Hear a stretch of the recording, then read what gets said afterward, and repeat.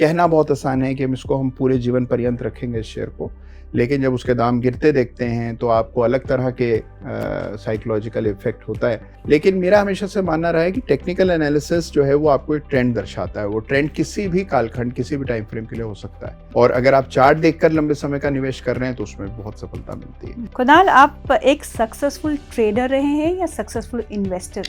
अब ये वापस 27,000 निफ्टी कब होगी, तो देखिए इन सवालों के जवाब चार्टिंग में नहीं होते। चार्टिंग जो है वो एक रिएक्टिव कॉन्सेप्ट है। तो आप देखिए, जिस किसी दिन आप किसी स्टॉक को 20% नीचे जाते देखते हैं, आप देखते हैं कि सारे लोग उसी दिन उस शेयर को खरीदना चाहते हैं। करेक्ट। ट्रेंड के साथ चलेंगे तो आपकी सफलता की संभावनाएं बढ़ जाती हैं। Trend is friend. Trend is friend. उस कंपनी को नया कोई ऑर्डर मिल रहा है, अब आपकी रुचि बन गई कि कंपनी तो अच्छी लग रही है, सबसे पहले चार्ट खोल के देखें। अब एआई के आने से क्या है कि आपको सिर्फ एक कंप्यूटर को बताना है कि I want to see the results for this condition. आपने बटन दबाई और 5 मिनट में और वैसी खबर आ गई, और जो स्टॉक अच्छे ट्रेंड में था अगले दिन सटाक से नीचे आ जाता है। तो ऐसी सिचुएशंस को कैसे हैंडल करना चाहिए? ट्रेड करते हैं। अगर आप उनसे पूछें कि आपका पर ट्रेड रिस्क कितना रहता है, तो उनके पास कोई जवाब नहीं है इस बात का। Which category of stocks do you like? Large cap, mid cap, small caps? तो स्विंग ट्रेडिंग में सबसे बड़ी इंपॉर्टेंस है टाइमिंग की। अच्छा। तो more important then stock selection, more important then overall trend, सबसे बड़ी चीज़ है टाइमिंग। अगर आप बहुत ज़्यादा इन्वॉल्व रहते हैं और हल्की सी गिरावट से आप परेशान हो रहे हैं, या अगर आप ये सोच कर सो नहीं पा रहे रात में कि गिफ्ट निफ्टी के तो नीचे चल रहा है, कल कहाँ खुलेगा, लॉस होगा, इसका मतलब कोई ना कोई रिस्क फैक्टर ऐसा है जिसको अभी तक आपने पूरी तरह फैक्टर इन नहीं किया है।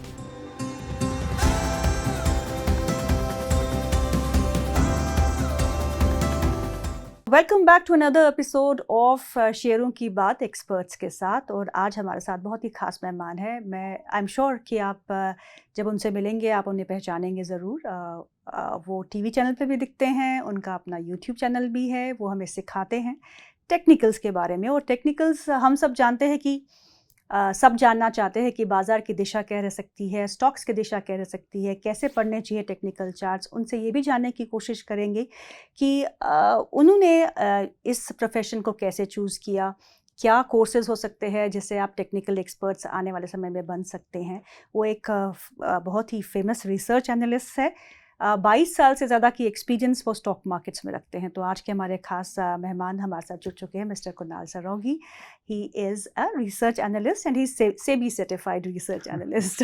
ये कहना बहुत ज़रूरी हो गया है आजकल। Kunal, welcome to the show. My pleasure entirely Geetu ji, और बहुत खुशी हो रही है। और आपने जो अभी मेरा परिचय दिया सुन के भी बड़ा अच्छा लग रहा है, और इससे लग रहा है कि बड़ा तजुर्बा हो गया, काफ़ी उम्र हो गई ऐसा लग रहा है। जी कुणाल, पहले आप अपने बारे में बताइए कि how did you start, how did you get into technical analysis? देखिए, टेक्निकल एनालिसिस से पहले मैं बाज़ार में आया तो शेयर बाज़ार देखिए एक ऐसी जगह है मतलब मेरी फैमिली में हमेशा से मेरी मदर एक इन्वेस्टर हैं। अच्छा। तो वो हमेशा से इन्वेस्ट करती थी। एक ज़माना था जब टेलीविज़न चैनल्स नहीं थे, और उस समय मैं स्कूल में पढ़ता था, और उस दौर में क्या था कि आपको अखबार से रेट देखने पड़ते थे। तो मेरी मदर अखबार में रेट देखा करती थी अपने पोर्टफोलियो के सारे शेयर्स के।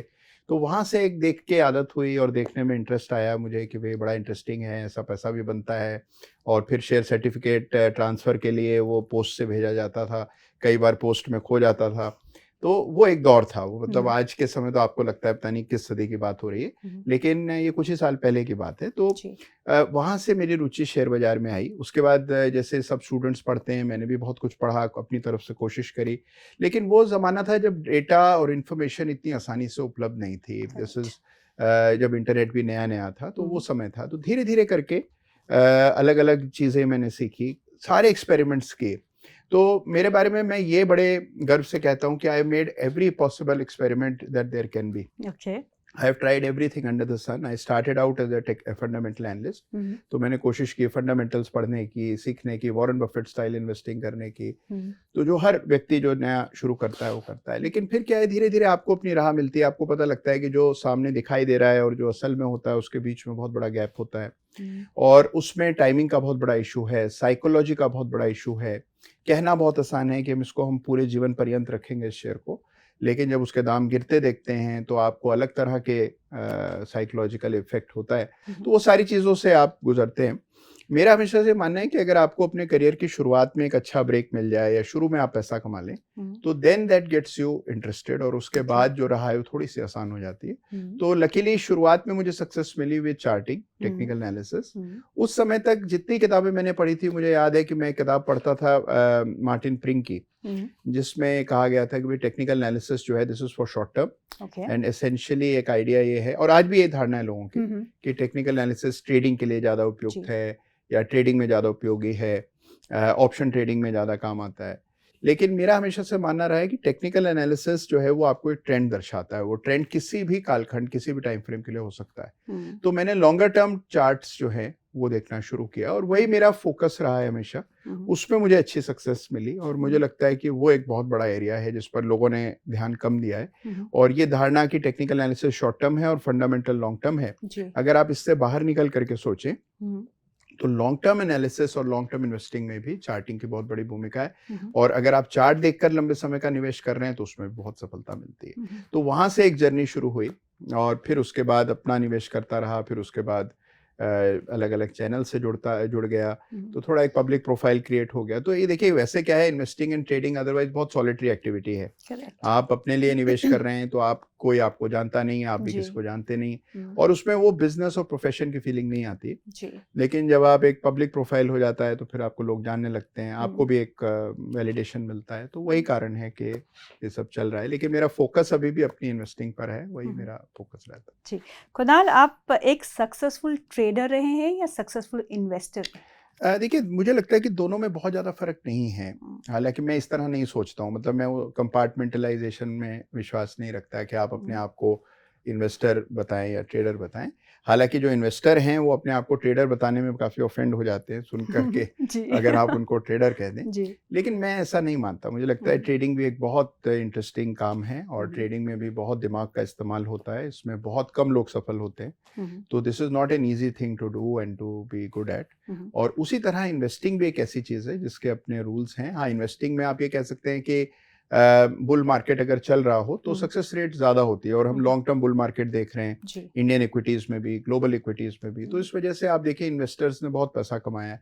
तो दोनों ही जो आइडियाज़ हैं बहुत स्ट्रॉन्ग हैं, और कई बार क्या होता है, जो इन्वेस्टमेंट के लिए स्टॉक लिया होता है उसमें भी आपको अगर शॉर्ट टर्म में एग्जिट आ रहा है तो आप एग्जिट करते हैं, तो वो भी ट्रेडिंग हो जाती है। तो मैं उस तरह से उसको नहीं देखता हूँ, लेकिन मैं ये मानता हूँ कि मैं किसी टाइम फ्रेम से बंधा हुआ नहीं हूँ, लेकिन टिपिकली मेरा थोड़ा सा लॉन्गर टर्म होराइजन रहता है। तो मैं उस तरह की शॉर्ट टर्म ट्रेडिंग, आज खरीद के कल बेचना या आज खरीद के अगले सप्ताह बेच देना, उसके बनिस्बत मैं सोचता हूँ, मेरी पर्सनल सोच ये रहती है कि अगर आप थोड़े समय के लिए निवेश करें तो आपको ज़्यादा समय मिलता है टू कॉन्टेम्पलेट योर ट्रेड्स। जो एक आम सवाल सभी निवेशकों के दिमाग में होता है कि 3000-4000 स्टॉक में से टेक्निकली अगर किसी को चार्ट स्टडी करने हो तो पहले स्टॉक को शॉर्टलिस्ट कैसे करें? सो आपका क्या टेक्निक रहता है? आप जब किसी स्टॉक को एनालाइज करते हैं ऑन चार्ट्स, तो आप कैसे चूज करते हैं कि हाँ जी ये स्टॉक हो सकता है कि let me study the technical trend of this stock because I see momentum in this? देखिए, इसका तरीका ये है कि जैसा आपने कहा कि बहुत सारे शेयर्स हैं, और अगर आप सारे शेयर्स को देखने लगेंगे तो कभी भी फोकस इस्टेब्लिश नहीं होगा। तो पहले आपको एलिमिनेट करना होता है, और एलिमिनेशन में तरीका ये है कि आप अपने लिए चूज कर सकते हैं। मिसाल के तौर पर आप बहुत कंजर्वेटिव हैं एज अ इन्वेस्टर या ट्रेडर, तो आप ये तय कर सकते हैं कि ठीक है, मैं केवल निफ्टी 50 के ही 50 शेयर्स को ट्रैक करूंगा। कुछ लोग हैं जो कहते हैं कि निफ्टी 200 को देखते हैं, कुछ निफ्टी 500 को देखते हैं, कुछ एक पर्टिकुलर लिस्ट स्वयं से बना लेते हैं। तो जो भी आपका यूनिवर्स है, इसको यूनिवर्स कहा जाता है कि आप एक ब्रॉड अपना ग्रुप सेलेक्ट करते हैं जिसको आप एक्टिवली ट्रैक किया करेंगे। इस ग्रुप के बाहर क्या हो रहा है इससे हमारा कोई सरोकार नहीं है, क्योंकि अगर आप सारे शेयर्स बाजार के देखने लगेंगे या जो भी अभी न्यूज में है उसको देखने लगेंगे तो कभी भी फोकस नहीं रहता है। तो एक ग्रुप तय करें, और ये मुझे लगता है कि बहुत फायदा देता है। इससे आपका फोकस बना रहता है। अगर आपके पास समय कम है तो छोटा ग्रुप रखें। अगर आपके पास, जैसे हम प्रोफेशनली काम कर रहे हैं तो हमारे पास समय रहता है तो हम ज़्यादा स्टॉक्स ट्रैक कर पाते हैं। अगर आपको लगता है कि नहीं मैं दिन का 1 ही घंटा दे सकता हूँ, तो अगर आप 50 शेयर भी एक्टिवली ट्रैक कर रहे हैं तो उसमें भी आपको अच्छे मौके मिलेंगे। तो ज़रूरी नहीं कि आपको 3000 शेयर पूरे बाजार को देखना है। You focus on a select group of stocks और उसमें आप तय कर सकते हैं कि आप high volatility, high beta, high momentum stocks देखना चाहते हैं या रिलेटिवली सेफर या लो रिस्क स्टॉक्स देखना चाहते हैं, तो एक अपनी सूची बनाइए और उन स्टॉक्स को एक्टिवली ट्रैक कीजिए। ट्रेडिंग के मौके आपकी टेक्निक, आपके सिस्टम से आपको मिलेंगे, लेकिन एक यूनिवर्स डिफाइन हो जाएगा और जब आप उस पूरे यूनिवर्स को रोजाना उसके चार्ट्स देखेंगे या नियमित देखेंगे तो आपको वो चार्ट जबानी याद हो जाएंगे और उसके बाद आपको मतलब उसमें अगर कोई ब्रीच हो रहा है रेजिस्टेंस का या कोई मोमेंटम बन रहा है, कोई पैटर्न तैयार हुआ है, तो वो आपको पहले उसका अंदाजा होगा और जब वो मौका होगा आप तुरंत उसको पहचान पाएंगे। तो ये फोकस बहुत जरूरी है। कई ऐसे इन्वेस्टर ट्रेडर्स मुझे मिलते हैं जो बहुत सारे स्टॉक्स रैंडमली ट्रैक कर रहे होते हैं। तो होता क्या है कि आपने एक अच्छा चार्ट देखा, उस समय तो बड़ा पसंद आ रहा था, आपने कहा अभी पैटर्न कंप्लीट नहीं हुआ, 2-4 दिन बाद देखेंगे, उस समय आप कुछ और देखने लगे। तो क्योंकि आपका फोकस नहीं रहा, मौके कई बार हाथ से निकल जाते हैं। तो इसीलिए एक लिस्ट बनाकर उन स्टॉक्स को नियमित देखना वो ज्यादा बेहतर है। चलिए, हमने स्टॉक्स तो आइडेंटिफाई कर लिए, अब ये बताइए कि कौन से ऐसे इंडिकेटर्स है जो एक कॉमन मैन जिसको ज्यादा टेक्निकल्स का पता नहीं है वो यूज करके एटलीस्ट कुछ समझ तो पाए कि चार्ट्स होते कैसे हैं और ट्रेंड्स बनती कैसे हैं। देखिए, इस पे 2 चीजें मैं कहूँगा। एक तो ये है कि सबसे पहले तो ये समझना बहुत जरूरी है कि चार्टिंग जो है वो भविष्य में नहीं झांकती, मतलब it is not a predictive idea. Right. तो हम सब चाहते हैं, हमारे से उम्मीद भी लोग यही करते हैं, जैसे आप कहीं जाएं तो लोगों का सवाल ये होता है, सर बताइए निफ्टी में क्या होगा, या क्या बॉटम बन गया है, या अब ये वापस 27,000 निफ्टी कब होगी। तो देखिए, इन सवालों के जवाब चार्टिंग में नहीं होते। ये आप 90% लोग जो इसका जवाब देते हैं वो अपने इंस्टिंक्ट या एक्सपीरियंस से या उनका जो गट फीलिंग होती है वो शेयर करते हैं, जिसका कोई चार्टिंग स्टैटिस्टिकल बेसिस नहीं होता है मोस्टली। चार्टिंग जो है वो एक रिएक्टिव कॉन्सेप्ट है। तो रिएक्टिव और प्रिडिक्टिव के बीच का फर्क समझना चाहिए कि प्रिडिक्टिव है जहां पर हम कुछ भविष्य का पहले अनुमान लगा रहे हैं, पूर्वानुमान लगा रहे हैं कि हम ये सोचते हैं कि ऐसा ऐसा होगा, अभी निफ्टी यहाँ तक जाएगी, फिर ऐसा गिरेगी, फिर ये शेयर ऐसा होगा। मुझे नहीं लगता कि आप उस तरह के अनुमान बहुत विश्वास के साथ लगा सकते हैं।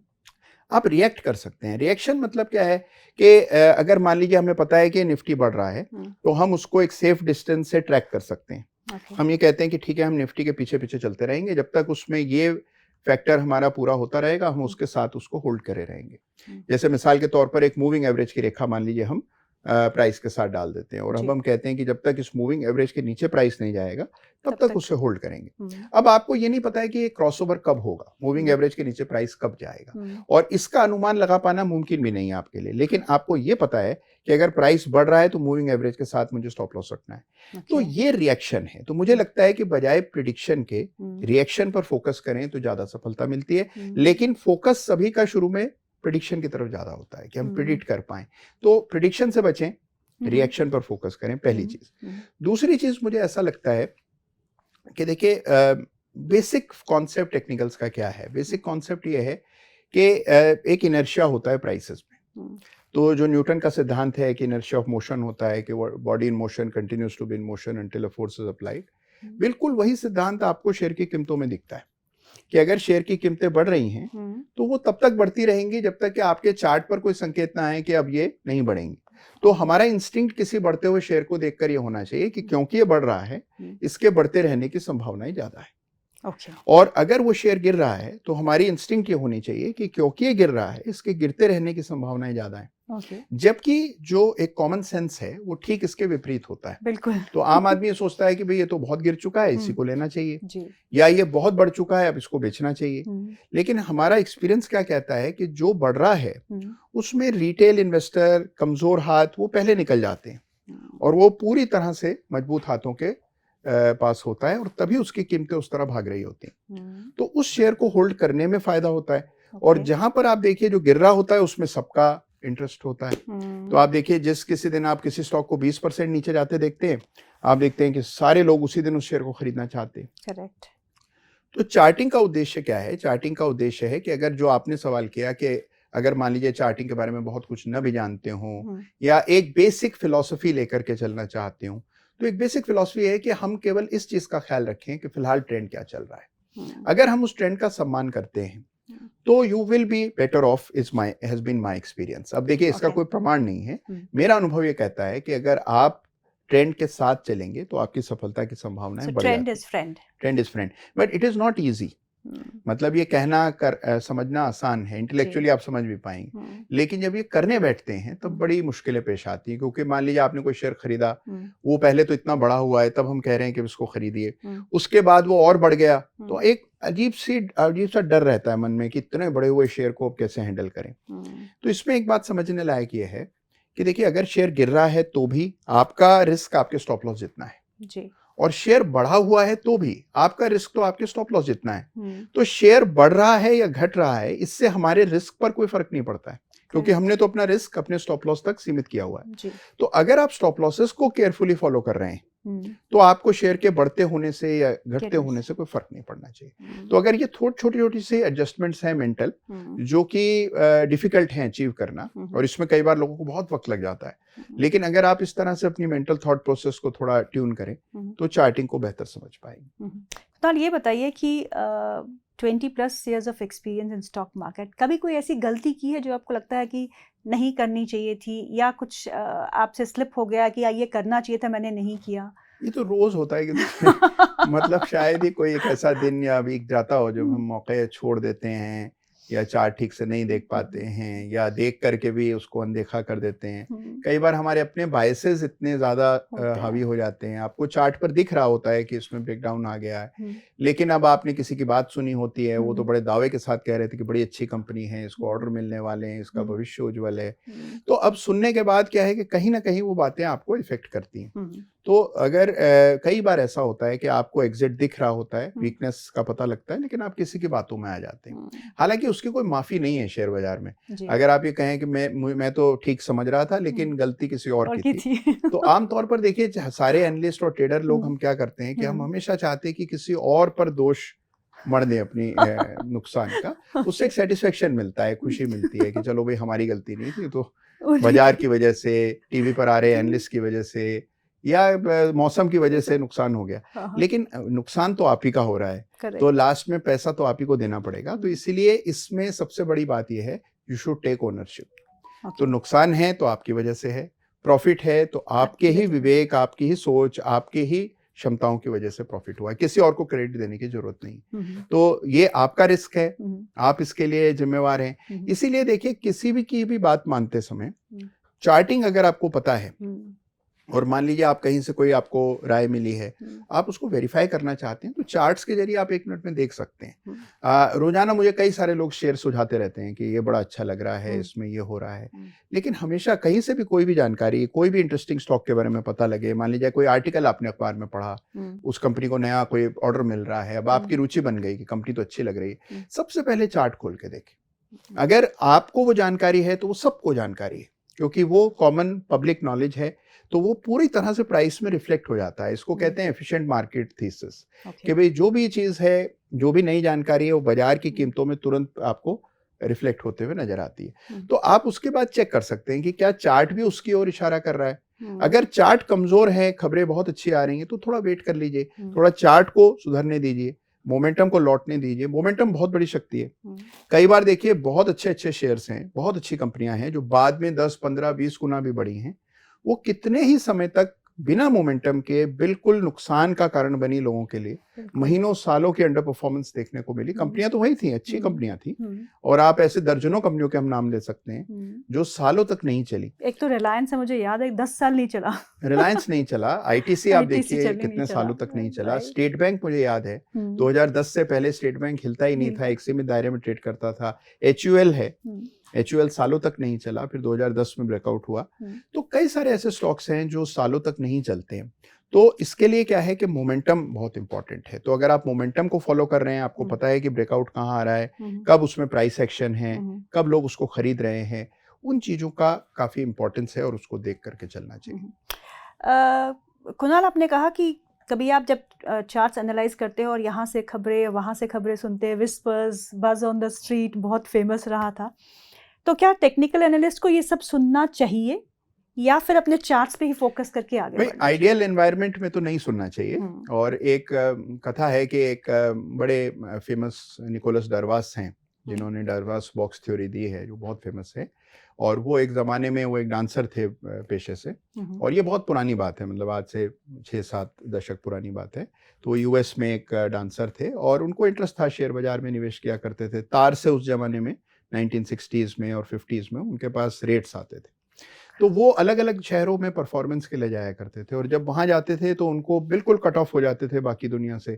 फिर वो अपने कमरे में बैठकर सोचते थे शेयर के बारे में, और उसका चार्ट इमेजिन करते थे। उनके पास ना लैपटॉप था, ना इंटरनेट था, लेकिन अपने मन में वो एक बॉक्स बनाया करते थे कि इस बॉक्स में प्राइस चल रहा है, इसके बाहर जाएगा तो इसको खरीदेंगे, जिसको आज हम रेजिस्टेंस ब्रेकआउट मान सकते हैं।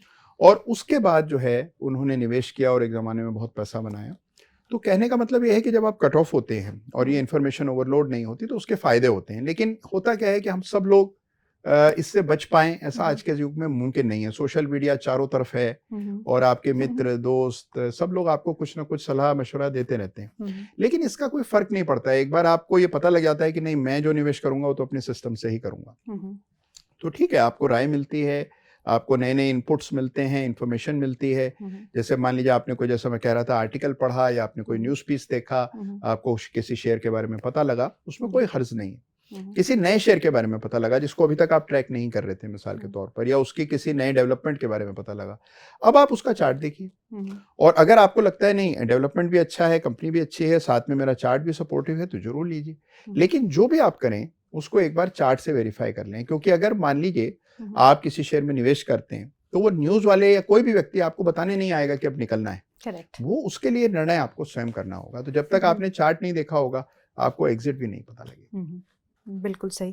कुणाल, कोई ऐसा स्टॉक जो आपने अभी तक मतलब लंबी अवधि के लिए होल्ड किया, और मैक्सिमम कितने टाइम के लिए होल्ड किया है कोई स्टॉक? बहुत सालों तक भी कई स्टॉक्स मैंने होल्ड किए हैं। और देखिए क्या है, इसमें इम्पोर्टेंट ये है चार्टिंग में कि as long as the stock is performing, तो कोई कारण नहीं होता कि उसको आप एग्जिट करें।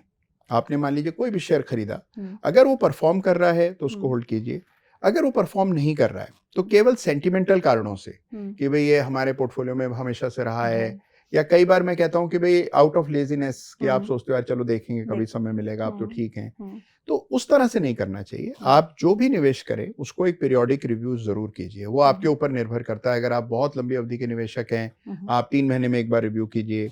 आपको लगता है नहीं मैं हर महीना रिव्यू कर पाऊंगा, तो हर महीने कीजिए। हर सप्ताह करना चाहें हर सप्ताह कीजिए, लेकिन एक पीरियोडिक रिव्यू कीजिए। हर समय कीमतें ना देखें। और इसका फ्लिप साइड ये है कि लोग हर समय कीमतें देखते बैठे रहते हैं।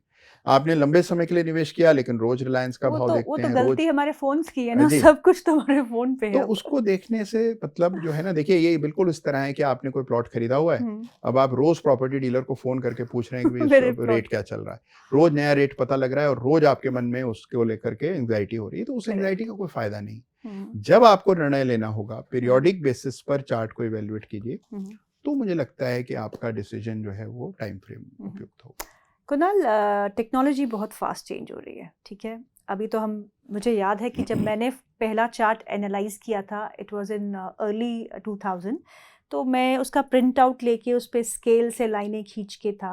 उसके बाद आपको पता ही है नए टूल्स आना शुरू है, you can draw any line and Fibonacci level, जो भी आपको करना है वो आप कर सकते हैं। अब एआई का टाइम है, आर्टिफिशियल इंटेलिजेंस, और उसको आप कोई भी कमांड दे तो वो आपको बता देगा।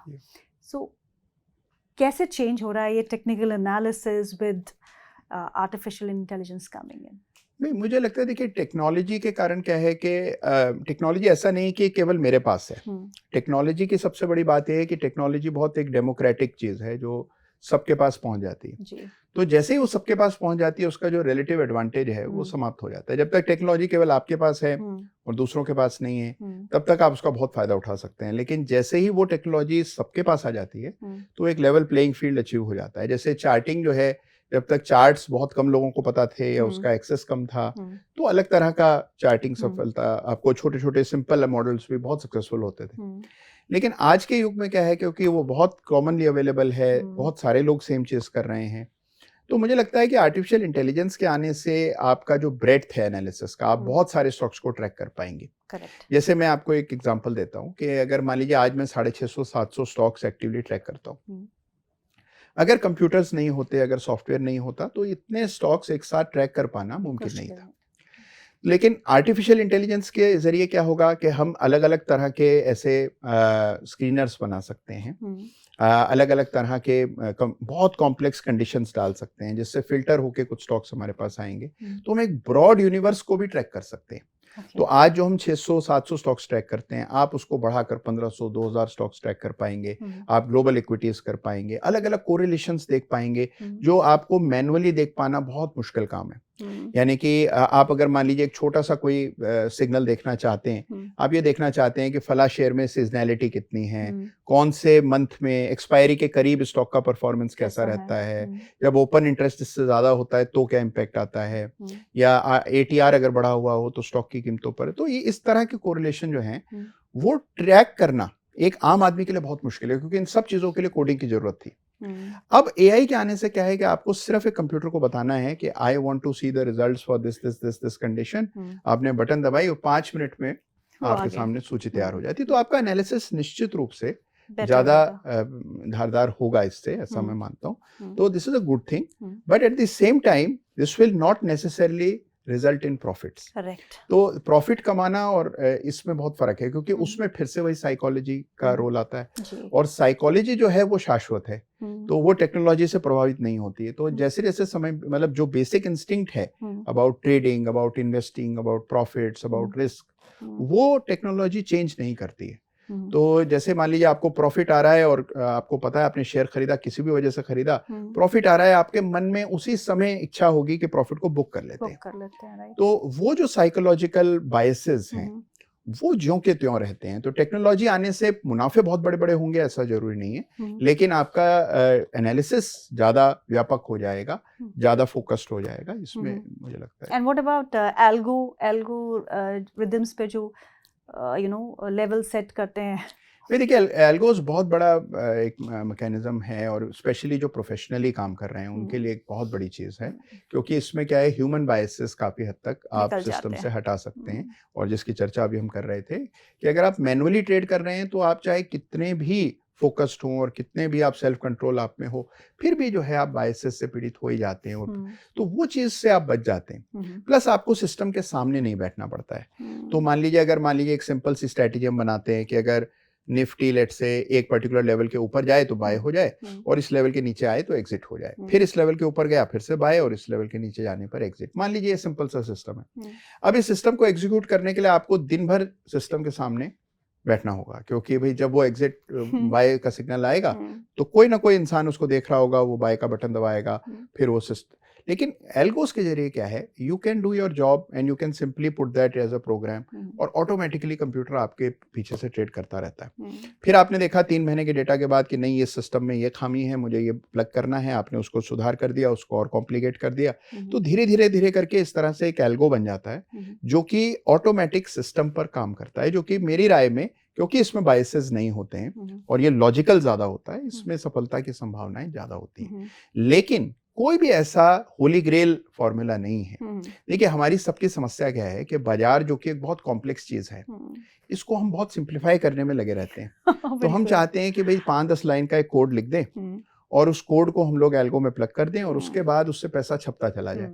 तो ये अनफॉर्चुनेटली ऐसा होता नहीं। बाकी मार्केट्स बहुत कॉम्प्लेक्स हैं। तो आप देखिए कि 2-2 महीने तक, 4-4 महीने तक एक सिस्टम पर बहुत पैसा बनता है, फिर यकायक कोई ऐसा घटनाक्रम हो जाता है, कोई ऐसा अर्थक्वेक आ जाता है कि अचानक से वही एल्गो जो है, वो आपका सारा पैसा जो आपने इतने महीनों में कमाया होता है, वो आपको देना पड़ता है। तो ये लगातार होता ही रहता है। तो इसलिए इतना सिंप्लीफाइड नहीं है, लेकिन फॉर अ प्रोफेशनल बहुत इम्पोर्टेंट।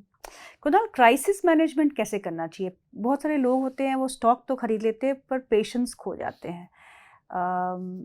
उसकी मैनेजमेंट कैसे होती है? और दूसरा ये कि चलिए हमने आज स्टॉक लिया और कोई ऐसी बुरी खबर, जैसे कि ट्रम्प के टैरिफ्स का कुछ पता नहीं होता है, वो कब अनाउंसमेंट करे, और वो ऐसी खबर आ गई और जो स्टॉक अच्छे ट्रेंड में था अगले दिन सटाक से नीचे आ जाता है। तो ऐसी सिचुएशंस को कैसे हैंडल करना चाहिए? देखिए, जो रिस्क है वही इसमें सारा पूरा जो एनालिसिस है। देखिए, 2 पहलू हैं इसके, एक एनालिसिस है और दूसरा इन्वेस्टिंग या ट्रेडिंग है।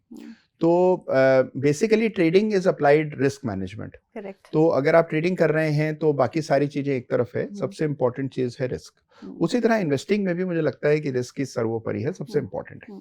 और वॉरेन बफेट भी कहते हैं कि first rule is to not lose money and then second and third rules are to not forget rule number 1। तो सबसे इंपॉर्टेंट क्या है कि आपको पैसा नहीं खोना है, अपना पैसा बचा के रखना है। अगर पूंजी हम खो देंगे तो फिर आगे हम निवेश कैसे करेंगे? तो रिस्क मैनेजमेंट के रूल्स जो हैं वो स्ट्रिक्टली फॉलो होने चाहिए। जब आप इसको एक कारोबार, एक प्रोफेशनली इसको देखने लगते हैं तो आप बहुत ही ऑब्जेक्टिवली सारी चीजें करते हैं।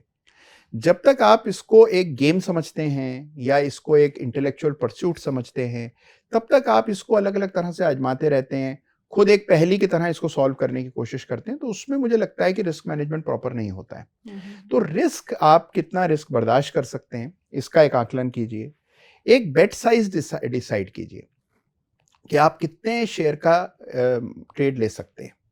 उसमें अगर आपके ट्रेड आपके विपरीत जा रहा है तो मैक्सिमम लॉस कितना पर ट्रेड आप बेयर कर सकते हैं। मोस्टली ट्रेडर्स, मेरे पास कोई आंकड़ा नहीं है, लेकिन मुझे ऐसा लगता है कि अधिकांश लोग बिना किसी बेट साइज के ट्रेड करते हैं। अगर आप उनसे पूछें कि आपका पर ट्रेड रिस्क कितना रहता है तो उनके पास कोई जवाब नहीं है इस बात का। किसी एक ट्रेड में तो उन्होंने इतने बड़े बड़े रिस्क लिए होते हैं, और कोई एक दूसरा ट्रेड होता है जिसपे उनके पास एक बहुत छोटी सी पोजीशन रहती है और उसमें रिस्क छोटा सा होता है। कभी हल्का सा गिरने पर वो विचलित हो जाते हैं, कभी शेयर आधा रह जाए फिर भी उसको संभाले रहते हैं, होल्ड किए रहते हैं। तो क्योंकि ये इम्बैलेंस रहता है, तो इसका परिणाम आपको देखने को मिलता है। तो मेरा हमेशा से मानना है कि हमारा जो रिस्क मैनेजमेंट है, that has to be objective. Per trade risk has to be defined कि अगर हमारा एक विपरीत ट्रेड जा रहा है तो हम एक ट्रेड में कितना नुकसान देने को तैयार हैं। वो लेवल हिट हो तो या तो आप खुद एग्जिट कर दें, अगर आप बहुत शॉर्ट टर्म में काम कर रहे हैं तो एल्गो की मदद ले सकते हैं। अगर आपको खुद बेचने में बड़ा कष्ट होता है, नुकसान देने में कष्ट होता है, तो धीरे धीरे अपने आप को ट्रेन करना पड़ता है कि नहीं, this is part of the game. मैंने 10 ट्रेड लिए, उसमें से 4 में स्टॉप लॉस हिट हुआ, 6 में मुझे प्रॉफिट आया, तो नेट में ठीक पोजीशन पर मैं आ गया। लेकिन अगर मैंने वो स्टॉप लॉस नहीं लिए होते तो ये पूरी जो मेरी इक्वेशन है खराब हो जाती। तो ये चीज समझने में थोड़ा समय लगता है। समझ सबको आता है, लेकिन इसको इम्प्लीमेंट करने में एक साइकोलॉजिकल बैरियर है, और वही सबसे बड़ी चुनौती है ट्रेडिंग इन्वेस्टिंग। सो कुणाल, कौन सी ऐसी किताबें हैं जो एक नए जो सीख रहा है, नया बच्चा जो आना चाहता है इस टेक्निकल एनालिसिस में, उसे पढ़नी चाहिए? देखिए, मुझे लगता है कि टेक्निकल एनालिसिस से भी ज़्यादा इम्पोर्टेंट है कि आप थोड़ा साइकोलॉजी के बारे में पढ़ें। तो एक बड़ी इंटरेस्टिंग सीरीज़ है मार्केट विजर्ड्स करके, जो कि जैक शॉगर ने लिखी थी। तो उसको अगर आप पढ़ेंगे तो उसमें क्या है कि अलग अलग ट्रेडर्स के प्रोफाइल हैं, उनके इंटरव्यूज़ हैं। तो उसमें आपको पता लगता है कि अलग अलग ट्रेडर्स, अलग अलग इन्वेस्टर्स क्या सोच रहे थे जब उन्होंने बहुत बड़ा ट्रेड लिया, या बहुत जो सक्सेसफुल ट्रेड रहा उससे पहले क्या उनकी सोच थी, क्या टेक्निक इस्तेमाल की गई थी, या जो ट्रेड बिल्कुल ही गलत साबित हुए उनको लेने से पहले क्या सोचा या उनके बाद में क्या सोचा। तो जो साइकोलॉजिकल रियल लाइफ फीलिंग्स हैं वो आपको समझ आती हैं। तो वो मुझे लगता है कि हर व्यक्ति को, और उसमें कई सारे नए संस्करण हैं, तो उसको ज़रूर पढ़ना चाहिए। दूसरा, मुझे लगता है कि अगर आप चार्टिंग सीखना चाहते हैं तो बहुत सारी किताबें हैं, इंक्लूडिंग अब तो देखिए NISM के कोर्स मटेरियल में भी आपको बहुत सारी इंटरेस्टिंग किताबें मिलती हैं, जिसमें बेसिक चार्टिंग से लेकर एडवांस चार्टिंग के बारे में पता लगता है। पुरानी किताबों की बात करें तो जैसे मैं अभी बता रहा था कि मार्टिन प्रिंग की बुक्स हैं जो बहुत इंटरेस्टिंग हैं, बेसिक पुरानी बुक्स हैं। एडवर्ड्स मैकजी करके एक किताब है जो कि जिसको बाइबल कहा जाता था टेक्निकल एनालिसिस का। तो they are good starting points. तो वहाँ से आप शुरू करेंगे तो सिंपल लगेगा आपको चार्टिंग, और सिंपल चार्टिंग से शुरू करें। हालांकि आजकल लोग पसंद करते हैं ज़्यादा सोशल मीडिया के रास्ते सीखना, उसमें तो कोई बुराई नहीं है, लेकिन वहाँ पर नॉलेज थोड़ा डिसजॉइंटेड होता है। यहाँ पर जो नॉलेज है वो आपको सिक्वेंशियल मिलता है, तो आप बिल्कुल शुरू से शुरू करते हैं और धीरे धीरे एक एक चैप्टर पार करते हुए सीखते हैं। जबकि सोशल मीडिया में क्या है कि नॉलेज सब बिखरा हुआ है, तो आपने कहीं कुछ पढ़ लिया, कहीं कुछ सीख लिया, फिर उसको आपको जोड़ पाना और ठीक ढंग से उसका इस्तेमाल करना कई बार थोड़ा मुश्किल होता है। तो ये बताइए, आपका बेस्ट ट्रेड अभी तक का कौन सा रहा है, ट्रेड और investing? My best trade is yet to come. तो मैं तो मानता हूँ कि समय से आएगा, लेकिन क्या है कि मुझे ऐसा लगता है कि एक चीज़ जो अच्छी हुई है, that is I have been very bullish on Indian markets and I am still bullish on the Indian markets. तो उसके पीछे ये कोई देशभक्ति की भावना नहीं है, इसके पीछे कोल्ड एनालिसिस है कि अगर आप चार्ट देखें, और निफ्टी का अगर आप लॉन्ग टर्म मंथली चार्ट देखिए या क्वार्टरली चार्ट देखिए, लंबी अवधि का चार्ट देखिए, तो आप देखेंगे कि एक बहुत ही क्लीन एंगल पर 45 डिग्री के आसपास के एंगल पर वो लगातार हमारा ट्रेंड जो है वो पॉजिटिव रहा है लॉन्ग टर्म चार्ट पर। शॉर्ट टर्म चार्ट मत देखिए, मतलब ये डेली और वीकली की बात नहीं हो रही, ये बात क्वार्टरली चार्ट्स की हो रही है या ईयरली चार्ट्स की हो रही है, जिसमें एक कैंडल एक साल का डेटा दिखाती है। तो उस तरह के टाइम फ्रेम पर अगर आप लॉन्ग टर्म टाइम स्केल पर इंडिया को देखें, इंडियन मार्केट्स को देखें, तो एक कंटिन्यूस बुल मार्केट है। अब इस कंटिन्यूस बुल मार्केट में देखिए करना क्या होता है, किसी भी बुल मार्केट में निवेश करना है और निवेशित रहना है।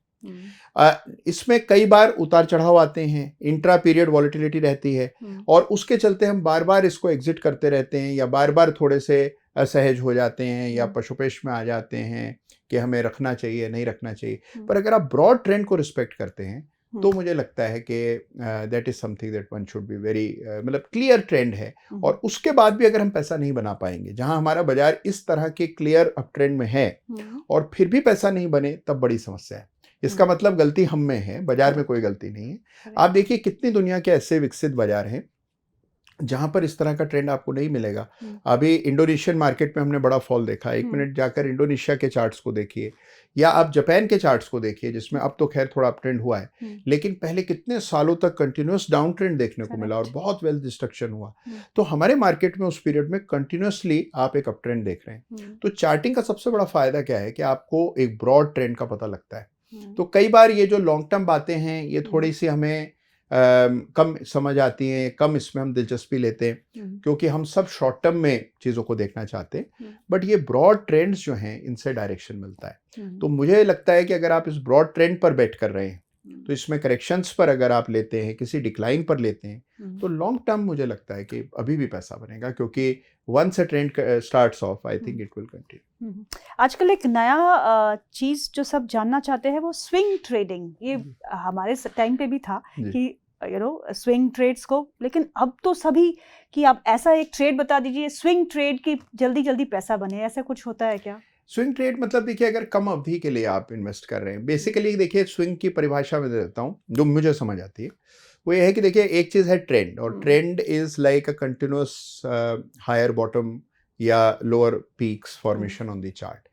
इस ट्रेंड के भीतर कई बार एक ही तरफ का मूव देखने को मिलता है, जिसको सिंगल यूनिलैटरल यूनिडायरेक्शनल मूव देखने को मिलता है, उसको स्विंग कहते हैं। तो swing is a short term burst in prices, जो कि किसी भी एक दिशा में हो सकता है, ऊपर और नीचे।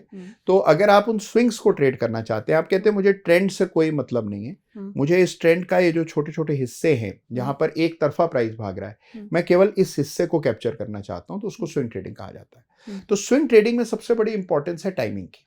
अच्छा। तो more important than stock selection, more important than overall trend, सबसे बड़ी चीज है टाइमिंग। तो आप कितनी अच्छी टाइमिंग कर पाते हैं, इससे तय होगा कि आप स्विंग ट्रेडिंग में कैसा करेंगे। तो टाइमिंग जो है ये मुझे लगता है कि थोड़ी ओवररेटेड चीज है।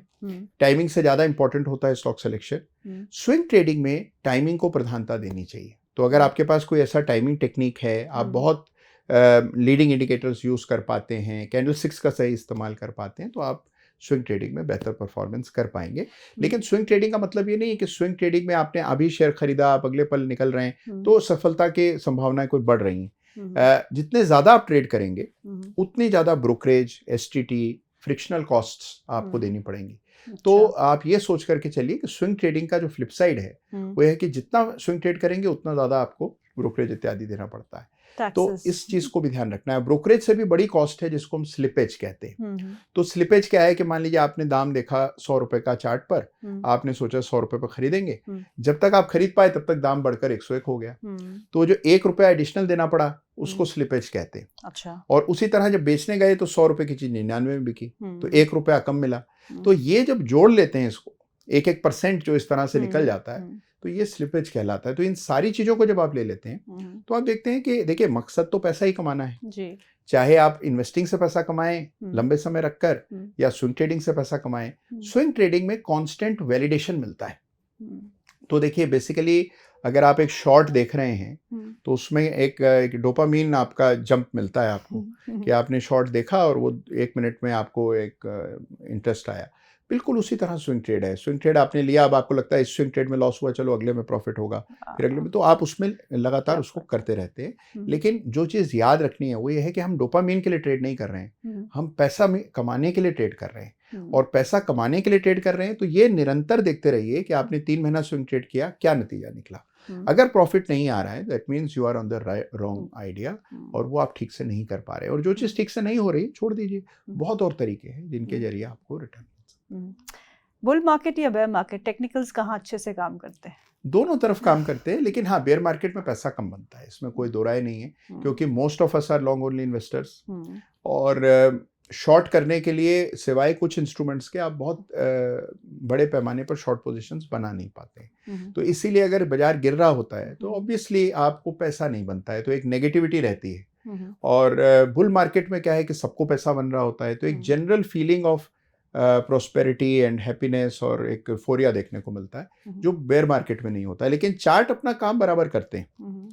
तो चार्ट का काम देखिए क्या है, चार्ट कुछ भी प्रिडिक्ट नहीं कर रहा है, चार्ट केवल रिप्रेजेंट कर रहा है, जो हो रहा है वो बता रहा है। तो चार्ट वर्तमान में है, लेकिन एनालिस्ट भविष्य में झांकने की कोशिश करता है। तो मुझे लगता है अगर एनालिस्ट भी वर्तमान में रहे तो वो बेहतर काम कर सकता है। तो हम इतिहास के आधार पर वर्तमान को समझें, चार्ट इसके लिए बनाए गए। So how do you start your day, Kunal? Trading day? भाई देखिए, हम मेरा दिन शुरू होता है चार्ट देखने से टिपिकली। तो टिपिकली मैं सुबह चार्ट नहीं देखता हूँ, लेकिन सुबह न्यूज़ और इन्फॉर्मेशन, और ये जो आज क्या हुआ, SGX कहाँ बंद हुआ, इस चीज़ से, अब SGX की जगह गिफ्ट निफ्टी है, तो गिफ्ट निफ्टी कहाँ बंद हुआ, ये चीज़ें तो देखिए छूट नहीं सकती। तो आप इसको सुबह देखते हैं, उसके बाद आप तैयार होते हैं, उसके बाद 9:15 बजे से 8:30 बजे से मार्केट को एक्टिवली ट्रैक करने लगते हैं। और फिर दिन भर जो है वो बाजार का कुछ ना कुछ चलता ही रहता है। लेकिन उस तरह का में एक डिटैचमेंट है, मतलब ऐसा नहीं है कि अगर आज बाजार बहुत ज़्यादा गिर गया है या 500 पॉइंट डाउन है तो मुझ पर उसका कोई बहुत बड़ा फर्क पड़ रहा है, या बहुत ऊपर बढ़ गया है तो मैं बहुत ज़्यादा खुश हूँ उस दिन, ऐसा नहीं है। और उसकी वजह क्या है कि भाई वो सारी चीज़ें रोज़ाना चलती रहती है, and over a period of time आपको वो उतना साइकोलॉजिकल इम्पैक्ट उसका नहीं होता है। तो एक ये भी मुझे लगता है कि एक तरीका है जानने का कि आप कितने ग्रो कर रहे हैं एज अ ट्रेडर, कि आपका कितना असर पड़ता है आप पर। अगर आप बहुत ज़्यादा इन्वॉल्व रहते हैं और हल्की सी गिरावट से आप परेशान हो रहे हैं, या अगर आप ये सोच कर सो नहीं पा रहे रात में कि गिफ्ट निफ्टी के तो नीचे चल रहा है, कल कहाँ खुलेगा, लॉस होगा, इसका मतलब कोई ना कोई रिस्क फैक्टर ऐसा है जिसको अभी तक आपने पूरी तरह फैक्टर इन नहीं किया है। अगर ये काम रोजाना करना है और आप इसको जीवन पर्यंत करना चाहते हैं, फिर चाहे आप ट्रेडर हों, इन्वेस्टर हों, तो आपको ये समझ के चलना है कि भाई ये वॉलेटिलिटी तो रहेगी, बाजार हमेशा हमारे हिसाब से नहीं चलता है। तो जब हमारे विपरीत जा रहा होगा तो क्या ये मुझ पर किस तरह का मनोवैज्ञानिक दबाव इससे आएगा, क्योंकि अगर आप इसके साइकोलॉजिकल इम्पैक्ट को ही झेलते रहेंगे तो निर्णय तो फिर आपके गलत हो ही जाएंगे। Which category of stocks do you like? Large cap, mid cap, small caps? देखिए, ऐसा सबके अपने रोल्स हैं। लार्ज कैप्स मुझे लगते हैं कि इम्पॉर्टेंट हैं of course, but from charting perspective या किसी निवेशक के लिए मुझे लगता है कि अपॉर्चुनिटीज़ जो हैं वो small cap, micro cap, mid caps में है, क्योंकि वो देखिए ऐसी कंपनियां हैं जो अभी बहुत स्पीड से ग्रो कर रही हैं। तो ये बात सही है कि आप कॉर्पोरेट गवर्नेंस की दृष्टि से देखेंगे तो आपको लार्ज कैप स्टॉक्स में ज़्यादा सेफ्टी नज़र आएगी, और वो बात बिल्कुल सही है। लेकिन जो ग्रोथ है, वो ग्रोथ जो है वो आपको छोटे शेयर्स में नज़र आती है, रिस्क भी उसमें ज़्यादा होता है, लेकिन आपको ग्रोथ भी वहीं नज़र आती है। तो अगर आप थोड़ा सा रिस्क मैनेज कर सकते हैं, रिस्क को ठीक ढंग से समझते हैं, और आपको लगता है कि नहीं मैं ये समझ रहा हूँ। देखिए, एक बहुत अच्छा इस पर इंटरेस्टिंग एक किताब है, किताब का नाम है stocks for the long run. Jeremy Siegel की किताब है वो। तो उसमें एक रिसर्च की गई थी कई साल पहले यूएस में, और उसमें कहा गया था कि भाई जो डाउ 30 के कंपोनेंट्स हैं, या अगर आप डाउ में इन्वेस्टेड हैं, डाउ जोन्स में इन्वेस्टेड रहते हैं, जो बड़ी लार्ज कैप स्टॉक्स में रहते हैं, और उसके मुकाबले अगर आप एक बहुत diversified small cap, micro cap का पोर्टफोलियो बनाते हैं, तो रिस्क प्रोफाइल उसका बेहतर होता है, क्योंकि उसमें इतना बड़ा डाइवर्सिफिकेशन हो जाता है। तो अगर आप 100 स्मॉल कैप स्टॉक्स ले रहे हैं और आप 30 बड़े शेयर ले रहे हैं, तो ये भी मुमकिन है कि आपका रिस्क प्रोफाइल सारे पैरामीटर्स पे यहाँ ज़्यादा बेहतर हो। तो ये केवल रिस्क मैनेजमेंट का खेल है कि आप उसको कैसे मैनेज करते हैं। इंडिया में मैं देखता हूँ कि छोटी मझोली कंपनियों में बहुत काम हो रहा है, और बहुत स्पीड से वो कंपनियां ग्रो कर रही हैं। जो बहुत बड़ी है उनकी ग्रोथ बहुत स्लो होती है, और जो छोटी कंपनियां हैं वो बहुत तेज़ी से कई बार अपनी सेल्स को डबल कर पाती हैं, पैट को डबल कर पाती हैं। तो वहाँ हम देख रहे हैं के मौके ज़्यादा है। अगर आप टेक्निकल एनालिस्ट नहीं होते तो क्या होते? बहुत कुछ हो सकता हूँ। मुझे लगता है कि देखिए अब क्या है कि ये जो जीवन प्रत्याशा है, लाइफ एक्सपेक्टेंसी ये बढ़ रही है। तो बहुत सारे लोग ऐसे हैं जो शायद 90-100 तक जिए। तो अगर आप इतने लंबे समय तक जीने वाले हैं तो जाहिर सी बात है कि आप एक प्रोफेशन से काम नहीं चलेगा, तो एक से ज़्यादा प्रोफेशन होने चाहिए। मुझे ऐसा लगता है कि देख मेरा लॉ में बड़ा इंटरेस्ट है, हो सकता है मैं लॉयर होता, हो सकता है मैं राइटर होता, जाने क्या होता, लेकिन जो भी होता इन्वेस्टर तो ज़रूर होता। और एक चीज़ इस प्रोफेशन के बारे में क्या है कि this can continue well into your old age. तो आप चाहे आज 80 साल के हो जाएं, 85 के हो जाएं, हो सकता है आप जिस जॉब में हो वो जॉब वाले आपको हटा दें या आपकी ज़रूरत ही खत्म हो जाए। कई ऐसे लोग हैं मेरे परिचय में जिनके वो जॉब प्रोफाइल ही खत्म हो गई। जिस जॉब में वो हुआ करते थे वो अब वो काम ही नहीं बचा है उन दफ्तरों में। लेकिन इन्वेस्टमेंट जो पोर्टफोलियो आप क्रिएट करेंगे आज, वो आपको बिजी रखेगा आपकी ओल्ड एज में और आपको सहारा देगा और आपको उसको गर्व होगा देख करके, यार मैंने देखो किस रेट पर ये शेयर खरीदा, आज भी मेरे पोर्टफोलियो में है। तो investing is something that you can keep doing life long. तो I definitely be an investor. Kunal, बहुत बहुत शुक्रिया आज हमारे साथ इस प्रोग्राम में शामिल होने के लिए। It's always a pleasure sir. Thank you so much. Thank you.